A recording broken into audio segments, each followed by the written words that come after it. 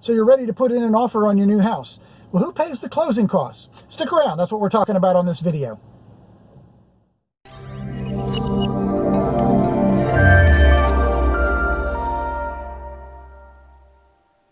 Hi, I'm Stewart Ebaugh with Keller Williams Realty, and thanks for joining us today on this video. Well, what are closing costs anyway? Well, closing costs are made up of two components. One is the cost to prepare the documents and transfer the deed. From the closing attorney's fees, your lender fees, and various state fees and taxes. The second part are things like your first-year homeowner's insurance, the prepaid interest during that first month of home ownership, and your property taxes, prorated property taxes. So who's responsible for paying the closing costs? Well, in Georgia, the buyer ultimately is responsible for paying almost all of the closing costs. The buyer will pay the Georgia property transfer tax, which is $1 per thousand of the sales price. A $250,000 home will have a $250 Georgia transfer tax. The cost to do a title search and tax search and prepare the warranty deed for you for transfer. And 3 is all the other costs and fees associated with preparing the documents and closing the transaction.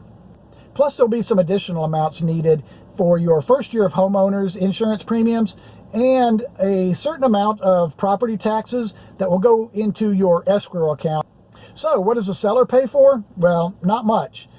They only pay for documents needed to satisfy a lien on the property, or if there's a title issue that needs to be cleared up on the property. Well, that doesn't seem fair, does it? It's very common in our area for the buyer to ask the seller to contribute a certain amount toward the buyer's closing costs.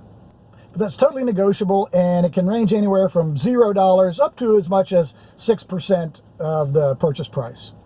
Now, there are some costs that get prorated between the buyer and the seller, and the two most common are the county property taxes and the homeowners association fees, if there is one.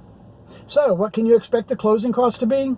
Well, you should really work with your lender closely on that, but you can expect anywhere in about the 4 to 5% range, and they can go up to as high as about 6%. It'll depend on the loan amount and the loan type. So you can see that the more you can get your seller to contribute toward your closing costs, the better off that you're going to be. Remember, the closing costs the seller agrees to pay is totally negotiable, and it's going to be different on each contract, on each transaction. That's why you need an experienced, tough negotiator working for you to get you the best deal possible. So if you have any questions about the closing costs, or if you need a great local lender who has low fees and low closing costs, give me a call, send me a text, send me an email, and I'll be happy to answer any questions for you. Also, if you haven't already subscribed to my YouTube channel, go ahead and hit that subscribe button down below, or also this one right over here in the corner as well. Well, thanks for joining me on this video, and I look forward to seeing you on the next one. Take care.